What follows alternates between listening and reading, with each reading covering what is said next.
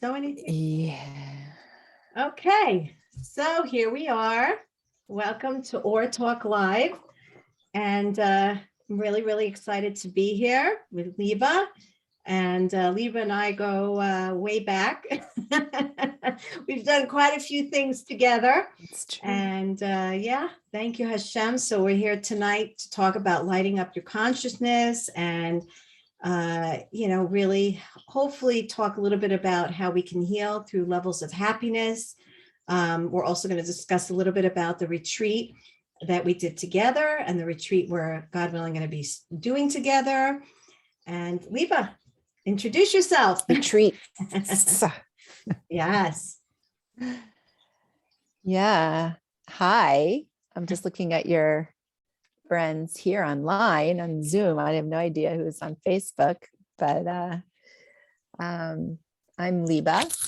And yeah, we do go way back. We go back to lots of different things. And then this is the first time that we've actually collaborated this summer. I'm a transformational coach, and I work with, like Orit says, it's probably more than a coach, a little bit of healing in there, and practitioner and facilitator and all kinds of different things with women specifically. And young helping women, them through. young You're helping girls. them through a lot of traumas. I know. I've spoken to some of Yeah. the clients. Oh, yeah. Yeah. Since we started talking about doing this, and we were just talking about healing and the idea of healing, and you said, yeah, I want you to talk about what healing means to you. And I was really thinking about that for a while, like what is healing? And I went through all these different permutations, and then I got sick last week. And I was like sick in bed. Yeah. I was sick in bed for a week, and almost a week, not quite. And I was like, healing is it's an effort in our consciousness. It's a focus in our consciousness, and to allow what needs to happen. Like it was a profound week for me. It's hard to get sick. You feel like you're never going to get better. And that can be an emotional level too. And that can be on a trauma level too. Yeah. So just planning this has opened me up to some new levels of what is healing and what does it mean? And I feel like it's a great topic, because every woman I know, whether she was a marketer or a lawyer or a doctor or a dog trainer, or she is into healing. That's what I find profound about. You notice how many generation. modalities there are, right? There's so many different modalities. You've got, touch massage and 3D and, energy therapy. And, like you said, coaches are now becoming this new, modality. And there's so many. We're looking, it's like this last generation before Mashiach comes, we're looking to go very deep, and we want it. We're old souls. None of us are really new here. And I think we're all just looking to finally shave off those things that we've been carrying around for 5,782 years. It's such a long time. Yeah. Yeah. I think that is the tikkun of our generation, of our time, is to just finish the job. Yeah. Do it well. I was listening to somebody last night eulogize her husband, and she said something so profound. It was a very emotional, and she said something so beautiful about him. And she actually talked about joy. She actually talked about how he was just a joyful man, and he had every reason to die angry and resentful, because how he died, the reason he died was very unfortunate. It was very unnecessary, seemingly. But so she said about him that his whole desire was to finish well. Wow. He wanted to finish well. And I think that's like our generation. It's like, it's time to finish this almost 6,000 year old saga of so much trauma, And we want to finish well. On some level, we know that there's depth in our healing and that there's meaning in our healing, and that it is what goes on, what happens inside will happen outside, that Right. when we're healing ourselves, our consciousness is then going on and healing the entire generation. But that just really struck me last night when I was listening to that. Wow. That Wow. it applies to us. Like, we're finishing things up, and then, like you said, in such a deep way. Yeah. And I think we feel like we've been there, we've done that. And now, and there's a lot of also truth. I'm finding a lot of truth coming out from the depths of us. Like a lot of us are willing to admit things that I'm not quite sure we were willing to admit even 10, 15 years ago. Do you find Like that with what? the clients that you deal with? You mean people admitting things about themselves to themselves? Yeah. It's interesting that you say that, because I think that there's a certain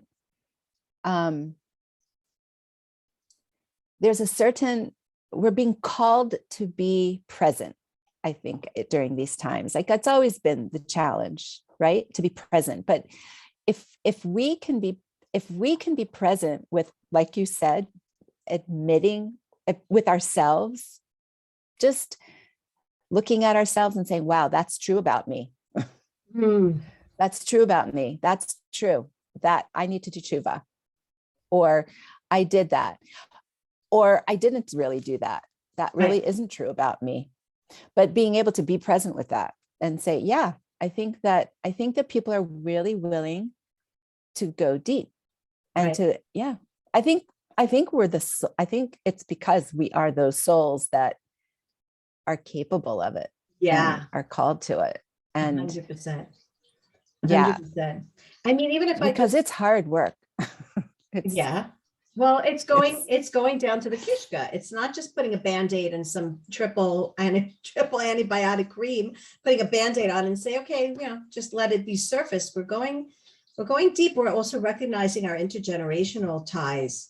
We're recognizing how much we're replicating, in the family members, how much it has been continuing on since way back when. If we do a lot of investigative work, we'll see that a lot of things did not start with us, but it'll end with us. That's the good news. The end. The buck stops here. Right. The buck stops here. I see somebody asked a question. Do you think a lot has been blocked until now? I do. That's a really good question. Yes. I think so. I think a lot has been blocked until now. I think because exactly what you just said, we haven't been ready for it till now. I think Hashem gave us the kelim, although we're dealing with a lot of deep stuff. I think he gave us the ability in this generation. With the Nisayan comes the toolbox. And so with the difficulties and with us going down and having to deal with some very, very deep, painful situations, he gives us a lot of tools. So I think that he's also exposing us to a lot more tools today, which again, all these modalities, these the healing retreats, just look at what happened in our retreat, how women came in, so many of them, what did they say? They came in, they were timid. They didn't even know who they're going to meet, what's going to go on. And then, and just a day after, women were opening up and they were talking about their deep stuff with you, the facilitators, Rachel, Katie, and we have the tools today. I think so. Yeah, I think we were in a way blocked because we weren't able to handle it till now. And I think we can right now. Yeah.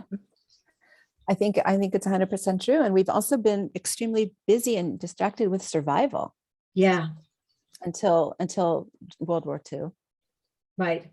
It's really only post World War II that we have freedom to think about these things in a deeper 100%. way. I agree. We really have a life of luxury. And for those of us in the Western world, right.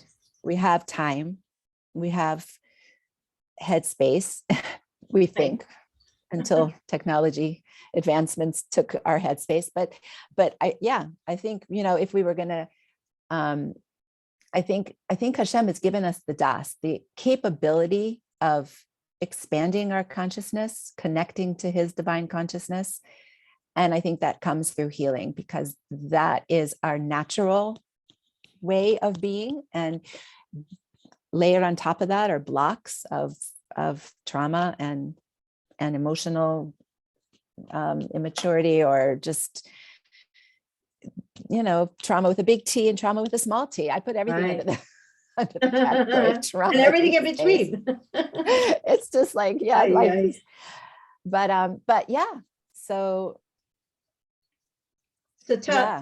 so what do you do? I want the ladies to hear what you do, what you've experienced. What are you noticing with your clients? You do transformational work for women. I mean, you really help them see the other side of the coin, and with a lot of depth to it and practicality.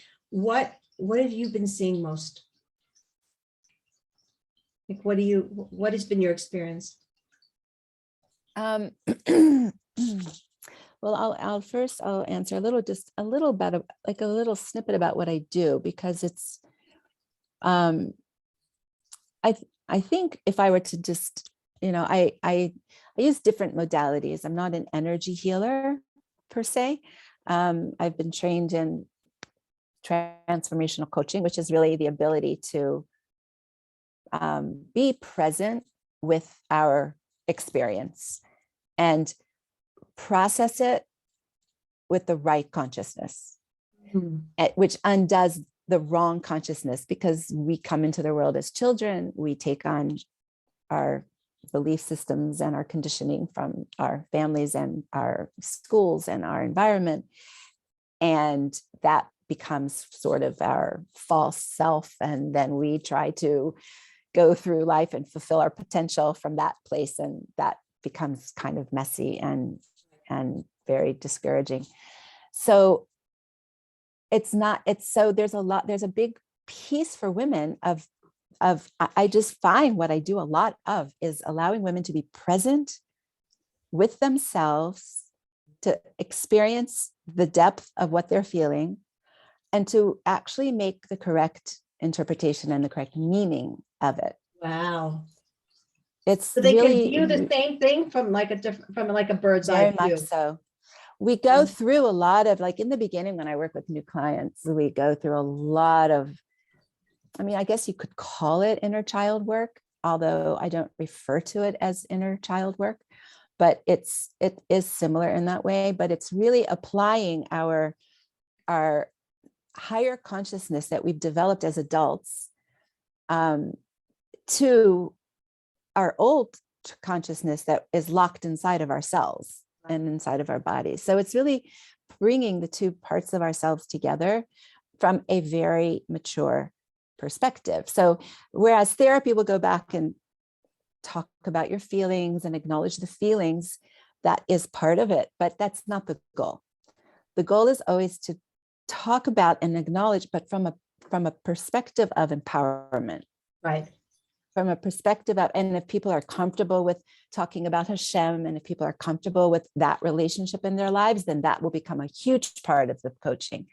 But a lot of people need to work on that relationship also, which we do a lot of in therapy. Right. In coaching, I do that. Like, I don't assume that I can use Hashem as a healing presence right off the bat, because there's some very often damage there. Right. And it needs to be healed, and then Hashem can become that healing presence. So there's other ways around that. It doesn't, there's other ways around that, but the ultimate is to be able to connect to his healing light, and beautiful. And that can, really dissolve all things. And I'm sensing from you that you're just such a beautiful soundboard, and it feels to me like, it feels very safe to talk with you, and it feels like there's a foundation that, that I would feel safe talking with you. And I think that's not to be taken for granted. I guess one of the things that drew me to you and to Rachel and to Katie, and now Mindy also, God willing, will join on the retreat in Orlando, and just to feel, comfortable and safe to be expressive, to not to feel judged. That's a big part of it, I think, right? Yeah. Well, it's interesting, because I think that is one thing that is so beautiful about a retreat is that we spend so much time in our heads judging ourselves and worrying about what other people think of us. And it plays a big role in our lives, right? Right. And then you go on a retreat and you meet right out of the bat all these strangers, and everybody goes into like that judging mind. But the openness and the willingness and the vulnerability of the women there, right away the judgment goes out. So yeah, if we can contribute to that by our non-judgmental, but I find that that is the atmosphere of a women's retreat is one of complete and utter love, acceptance, non-judgment, where women start to be able to feel themselves in the presence of another in ways that they may have never in their entire lives experienced. Right. And yeah, a big piece of that is not being afraid of being judged. Right. So, Amash. Yeah. So I actually felt like I really wanted to focus a little bit of what we're going to, talk about tonight. And, I'd love to have this open discussion with you about this. I've been learning, I'm in my third year now, learning Jewish psychology under the, the auspices school of Torah Nefesh, Yitzhak Ginsburg Shlita. And so much, it's so beautiful to learn the psychology according to Judaism, as opposed to, again, I'm not, God forbid, bashing anything else, but to see how it's all written, Torah Nefesh, the Baal Shem Tov and his teachings and his, such a legacy of wellness, of mind, body, and soul, really left behind and really just needs to be reawakened within us. So Rabbi Yitzchak Ginsburg brings something very beautiful, which I think is so important to touch upon, because listen, this is the month of Tevet. So it's a month of darkness. It's the month where really there's more darkness than light physically in the universe.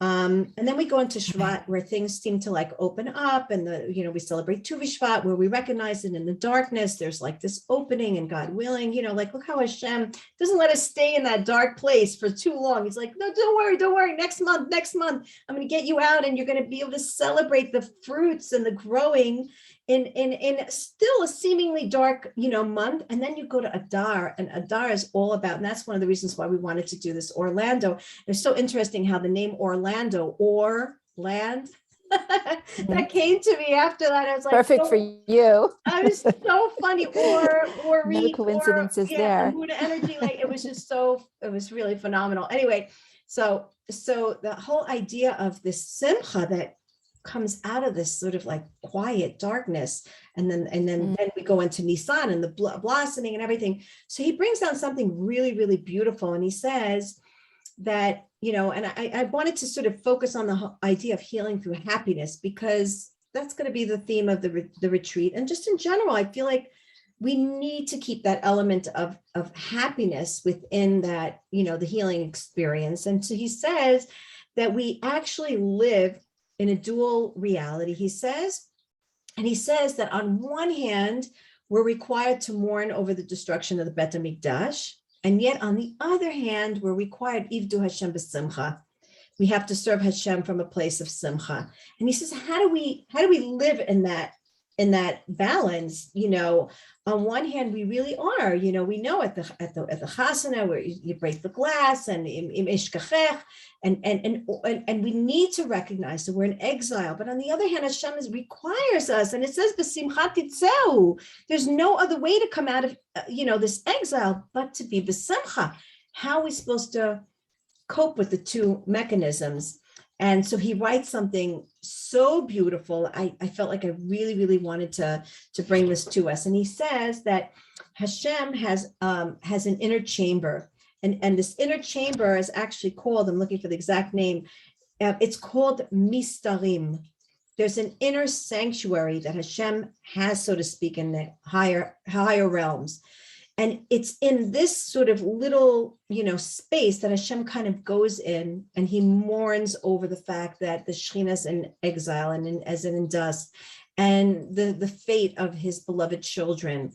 And, and that's the place, so to speak, where he feels, in mourning. And yet when he exits out of this chamber, the whole world, just sees, of course, the compassionate, countenance of a loving father who only wants to do good. And he always wants to do good, even in his sanctuary. But there's this joy, there's this, look at one of my children, and he shows off, his children to the whole angelic force, and, and the heavenly, throne is glorified when he sees us also being loyal and looking to do Torah and mitzvahs and holding on to our Emuna with every iota of strength.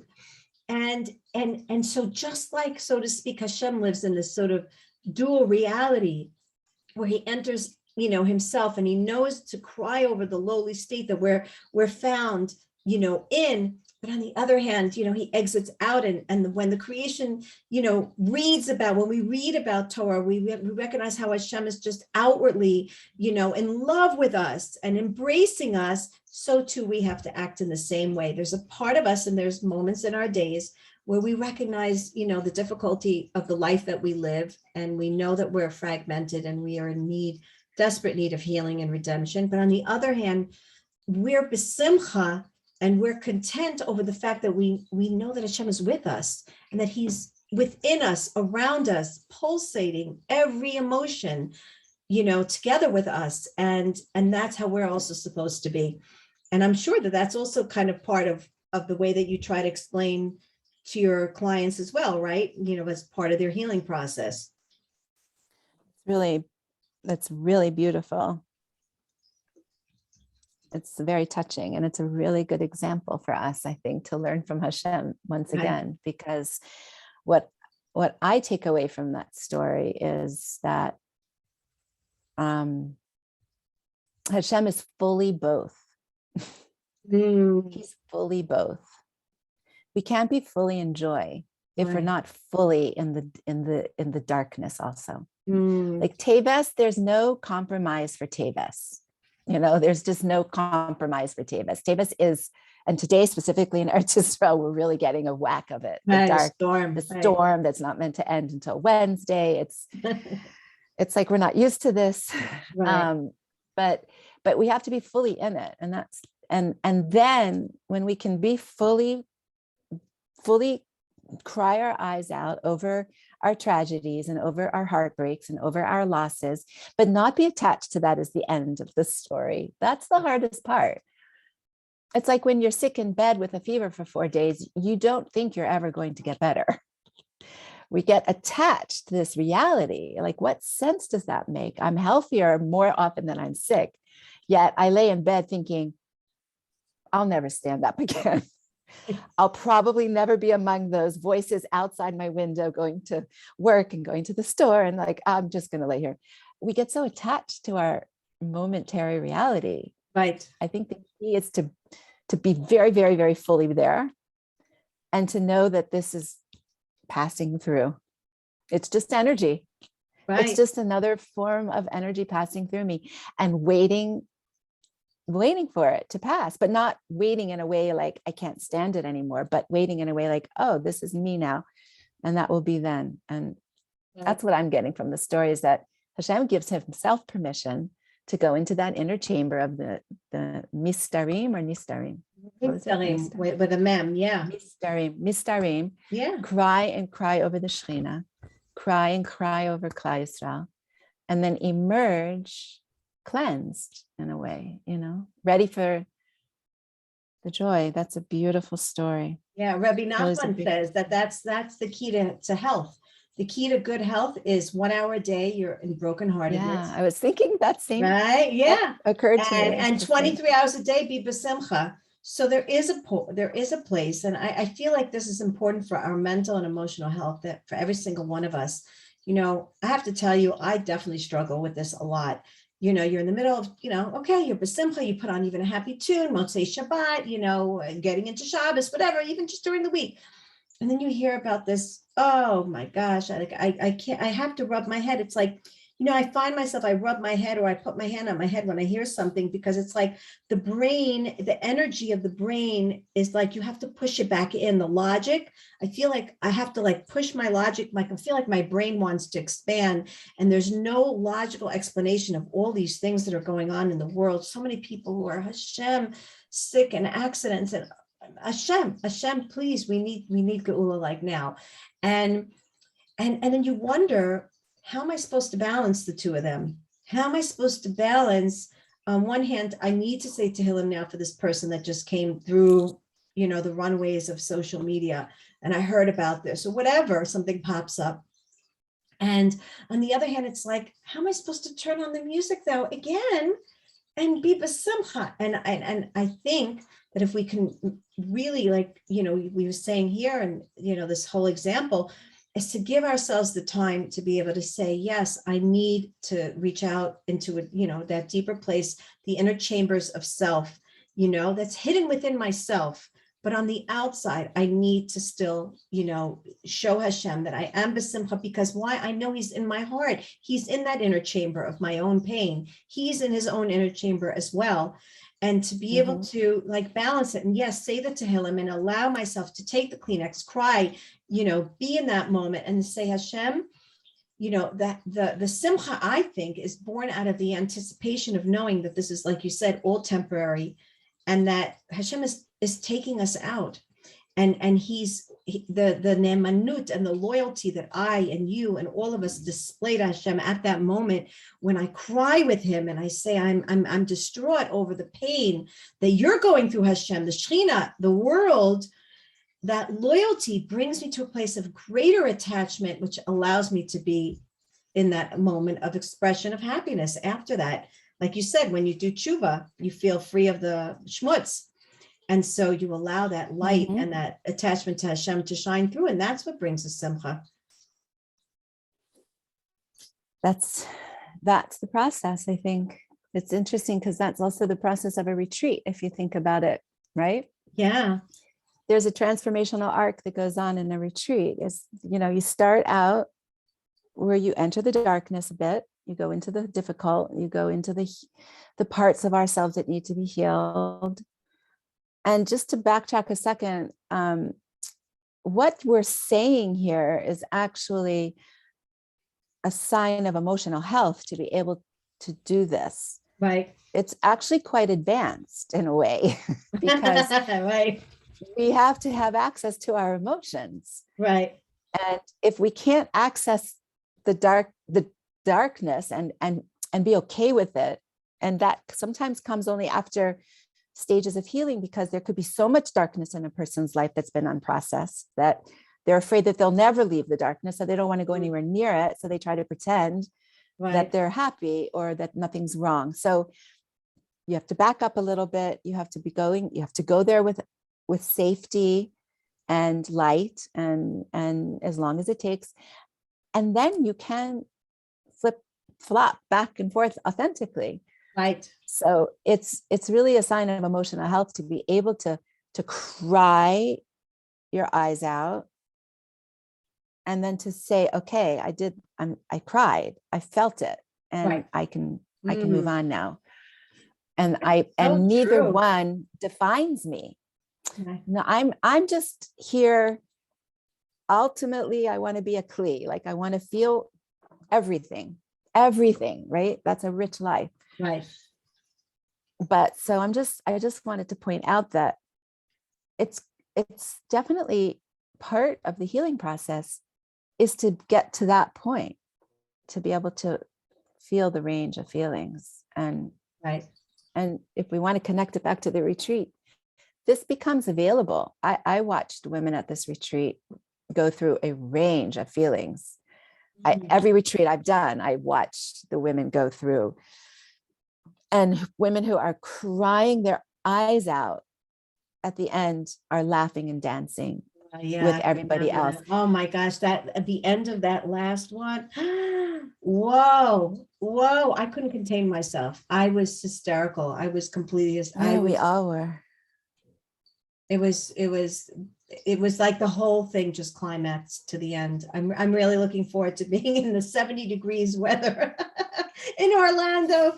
God willing. Yeah, God but willing. you sound so mysterious because nobody knows what you're talking about. Yeah. Okay. So we're planning this beautiful Orlando retreat, Rosh Chodesh Adar Aleph, February 2nd to February 6th, Wednesday to Sunday. It's 4 nights, 5 days. The reason why we did it so long, I mean, it really is a longer retreat. I know it's hard for some women to get out, but it's worth it, is because we're focusing on the 4 elements.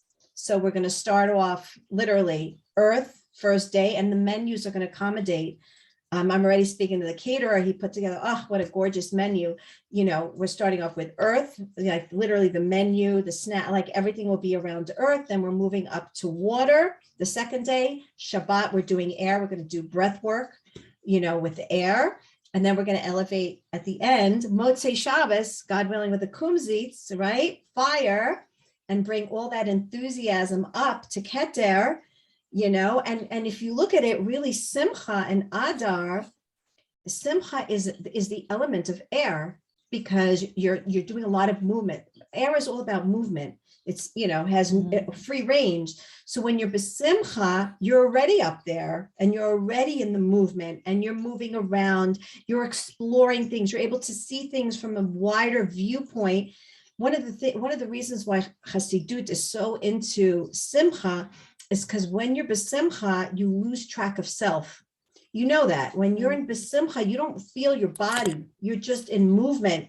And so it's the greatest expression of bitul, of selflessness, and really just forgetting about self and just feeling like you're one with the universe. And then what happens with simcha? You're in fire, right? So the air and the fire, which are the higher elements, becomes part of your life. So that's one of the reasons why we did it for the 4 nights, so that we can really take our time every night, and I know you and like everyone's planning to give meditations and structured classes to be able to express and explore that. So I'm definitely looking forward to that. Hazrat Hashem. Wow. Yeah. I can't even wrap my head around how the menu is going to go with the 4 elements. Yeah. You know We'll what? be eating earth and is all breathing about air. like, you're not eating air and drinking water. I'm not going to be feeding you guys air. No, and swallowing fire. Here, have your cup of air. No. The earth is all about like more heavier, like root vegetables, gravies, like the more dense foods. When you move up to water, seaweed, fish, cold, watery, liquidy foods. I'm a chef by profession, so I know how to work with this stuff. That's my next book, by the way, God willing, an Emuna cookbook working on the 4 elements. And then we move up to air. So again, more like airy quinoa, like more of the airy, lighter kind of foods. And then fire is all about spicy, pungent, right? Picanti, foods. And it really, wow. It's really very significant, because once we work on it, the meditations, the avoda, the workshops, the interactions, it's all, and then hopefully, God willing, by the last day, we can see an interaction and integration of all of the elements together. So Bezrat Hashem. That's very inspiring. Bezrat Hashem. So do you want to, whereas you should help at retreats just to be aligned with, but no, I just wanted to say one thing, that that we're actually bringing our bodies into the transformation. Right. Like our bodies are going to be part of the transformation as it goes through mind, body, and soul, like the meditations, the learning, the healing, and our bodies are going to be experiencing the elements as well. So that's very cool. So you want to take us through a little meditation here so that we could experience some healing a la Liba?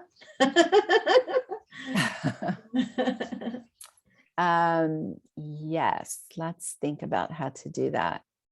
1 second. Really on that with that beautiful introduction.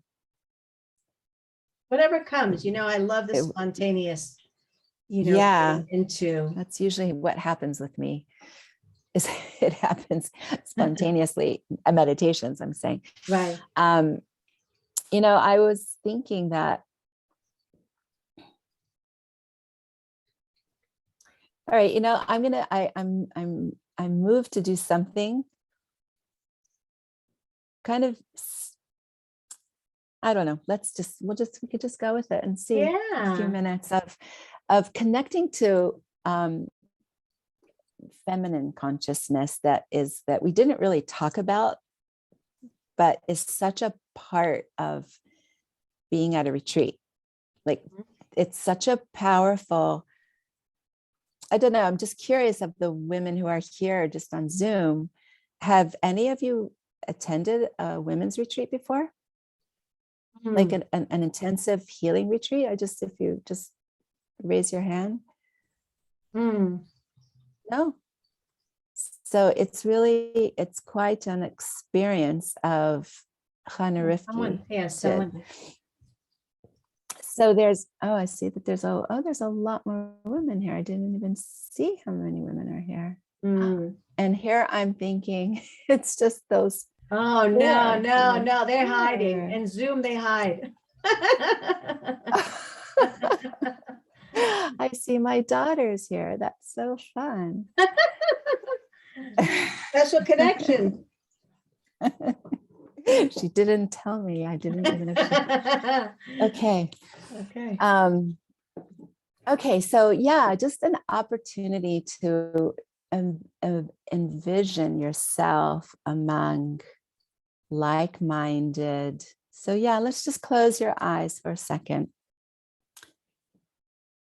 Take a few deep breaths wherever you are in the world. Just disconnect from what you've been doing until now and just breathe a few breaths into your body.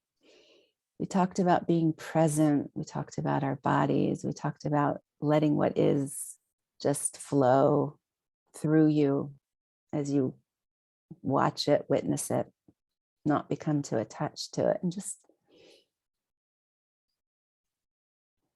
make yourself available for a short experience of what it would be like to be among a group of loving, supportive, reflecting, devoted women who wanted nothing more than to support you and nothing more than to be supported by you in their personal journey.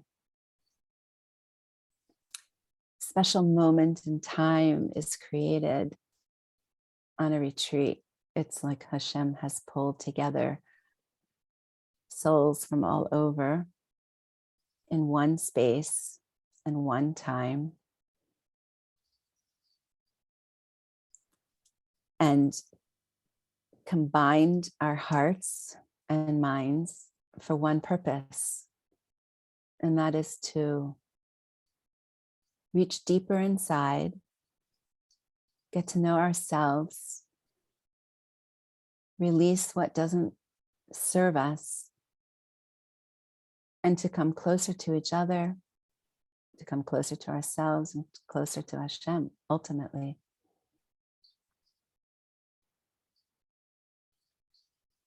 Imagine looking around a group of 50 women, just sit in a circle, and imagine there's 50 women sitting in chairs around a pool, and the sun is shining, and you've just spent 4 beautiful days together. And you know these women's souls. You might not know their last names. You might not know what they do for a living. You might not know how many children they have or even where they live. But you know their souls. That's the opportunity that you gave yourself, is to come in contact, soul to soul, with everything external dropping away, because it just doesn't matter. And just imagine looking around that circle of women and you know each one of them.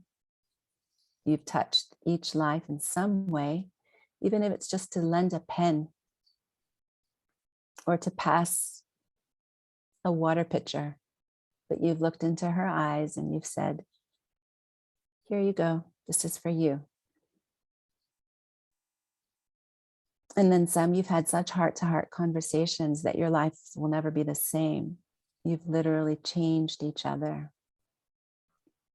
And you just go around this room and you know that this time that you have spent together will never repeat itself.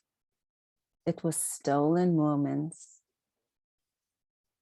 And yet you will never be the same. The experience that was unanimously described at the end of our retreat in New York, it was a feeling, a physical feeling in our bodies that is almost impossible to put into words. But we heard it over and over and over and over and over and over, was that it felt like a sliver of geula in a way that was beyond real.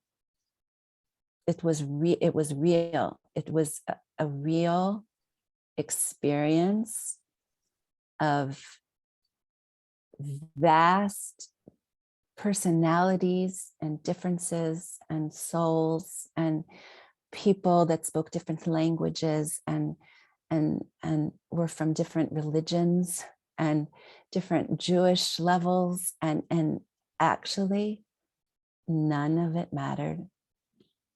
It only mattered that we saw the emes, the truth, in each other's soul. Our individuality was strengthened by being part of this incredible collective consciousness. And that's a powerful paradox. By becoming part of a collective where we are consistently focused on raising the consciousness of the group and the consciousness of each other, we became more and more individuals, more and more distinct as we became more connected. And in such an atmosphere, it's almost like no healing is necessary because you're simply connected to the truth. And when there's truth, there are no questions. Everything makes sense. So this is the potential of a group of women coming together. It could be on a deserted island. It could be in the middle of the woods. It could be with no food and no water. And the women would still find in each other's souls the beauty, the truth, what's worthy to connect to and what's worthy of letting go of, and just amplify and amplify and amplify. But then when you throw in beautiful mansion and beautiful weather and incredible food, and you have got all the elements, and you've got the collective consciousness and the women, then literally, I believe it's life-changing and it's world-changing. And each one of those women goes home and becomes a different part of herself, becomes herself. So I would encourage anyone to experience that, to give yourself a gift, and to, if not now, another time. And you know what? Go find a group of women and just connect to them. We don't become ourselves by ourselves. that's my teacher's famous phrase. We can't become ourselves by ourselves, but together we can become beyond our wildest dreams.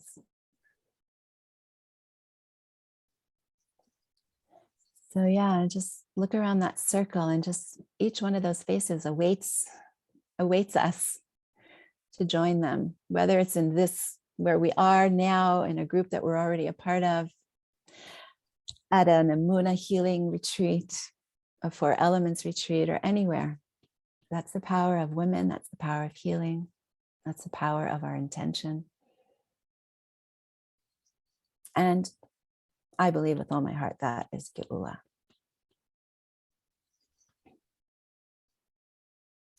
B'ken yehi ratzon. Gorgeous. Wow. It's like I felt that I was being connected to women around the world, around the pool, anywhere. I wasn't even necessarily tuning into the retreat per se. I just felt the power of collectedness, of being connected. It was really very visual for me. I felt my mouth just smiling naturally. I kept seeing, and every time I looked around that circle, as you kept telling us to, I kept seeing another face and another face and another face. And I would imagine that they're all like limbs, part of the same body, the body of the Shekhinah. Wow. Wow. Thank you. Yeah, I think if we keep the women connected, then we're going to be okay. Right.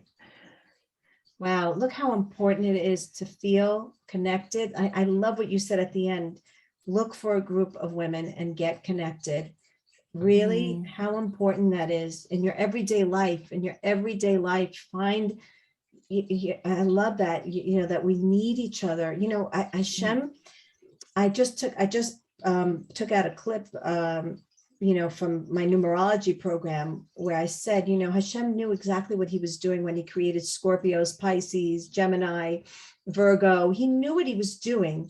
Everybody has something else to offer in the universe, and there's a reason why there's 12 tribes that make up one Am Yisrael, because there are various different personalities, and we need to connect to every single one of them, because we can't hold the composite of all those different personalities. I need to learn from everyone, and I need to view everyone as part of me. And there's, like you said, there's no other healing but that. Wow. It definitely expedites it, which is why it's so powerful to have a therapist or a coach or a healer, just, and then together to take that to the next level. Sure.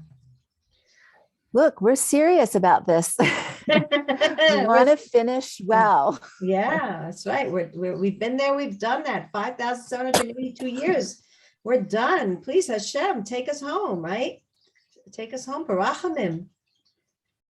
Aye, please, Hashem. Yeah. Thank you so much, Leva. I really appreciate your time. And this was really beautiful. It was so fun. Yeah. It's like sitting in your office talking for hours. I know, we could do this, right?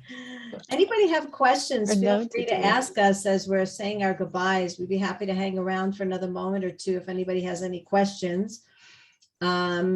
As far as the retreat, you're welcome to check out oramunaenergy.com, dailydoseofemuna.com. Leva, you want to leave your information, how people can contact you? Sure. I have an email. I can put it in the chat. Also say it because. Okay, so it's Liba Markson, LIBAMARKSON @gmail.com. Wonderful. I'm not so on social media, but I do have a Facebook page. I just haven't been there in a year. Okay. But I do check my messages, like I check in once a month or something to see if there's a message. Okay. I got myself out of Facebook. Wow. Now, I was never that into it, to be Right. honest, but I only go on to post Divrei Torah. I don't care. I don't look through timelines. I'm not interested. I don't do the like thing. It's just not yeah. my cup of tea. I also wanted to make note, first of all, I think, not I think, but in 2 weeks, actually spoke to Rachelea about coming on. We could do a three some or talk Oh, where we'll that would also be do fun. meditation, talk more in depth about healing and get her perspective on it as well. She's also another facilitator at, the upcoming retreat, Amazing. retreats. So I think we're going to do that. And also I want to make mention, because I think this is really important. I don't want anyone to think, that, because the cost is not, it's relative to what they're getting, but there are scholarships available. I do have actually people who have donated money because they understand the importance of what we're going to be doing. And so I've had numerous women, and actually I had men contact me and say, I want to sponsor, I want to reduce the cost. I hope they say I want to sponsor my wife. That would be nice, right? I haven't yet heard that one, but there have been, I do have sponsorship, it takes it down, a nice amount.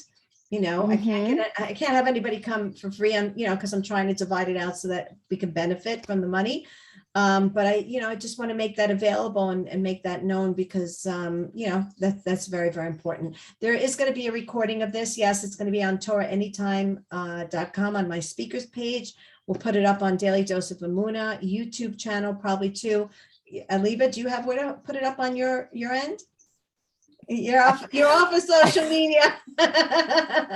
Okay, and it'll be on the Facebook page, but it's on live now. One day, yes, I will have something Okay. where I could put it up. Okay, listen, you're busy enough helping the women and doing the retreats and all the other stuff. Oh yeah, Levi, I want to make mention also before we go that we are planning, those who are in Israel, don't think we forgot about you, right? Oh. We're planning a beautiful retreat, right? Rosh Chodesh Adar Bet. Aleph will be in Florida, and Bet we're going to be here in Tzfat, right? God willing, in Tzfat or somewhere. We're going to do. I pray to in Tzfat. Yes. Okay. Be'ezrat Hashem. So I want to we make have everyone know. a few options, and yeah, wonderful. But yeah, this is where we belong. Yes, everyone. So if you want information about that, it's also emunahealenergy@gmail.com. Or again, all the contact information is on the dailydoseofemuna.com and or emunaenergy.com. This was really lovely. I like the idea that I didn't have to do the meditation. I'm not as tired as I thought I was. Okay. It's amazing. We get pumped up. Yeah, all those elements. It's true. All right. True. Wishing everybody a wonderful rest Thank of the you week. so much, Orit. It's really great. Thank you, Leva. Continue to do your holy honorary work with beautiful women around the world, and looking forward to our continued partnership and relationship and friendship. And Baruch Hashem, thank you, Hashem, for beautiful neshamas of the women of Israel. Really, Be'ezrat Hashem, we should just continue to work together to bring Geula. Yes, amen. All of Wonderful. us ever expanding. Yep, wonderful. Have a wonderful night, everyone. Yeah, good night. Good I can't night. even believe I thought there were like 4 people here. No, we were a lot of people here. All right, okay. we're all going Lila to bed. Tov. Lila yes, Tov. Lila Tov. Good night, everybody. Good night, everyone.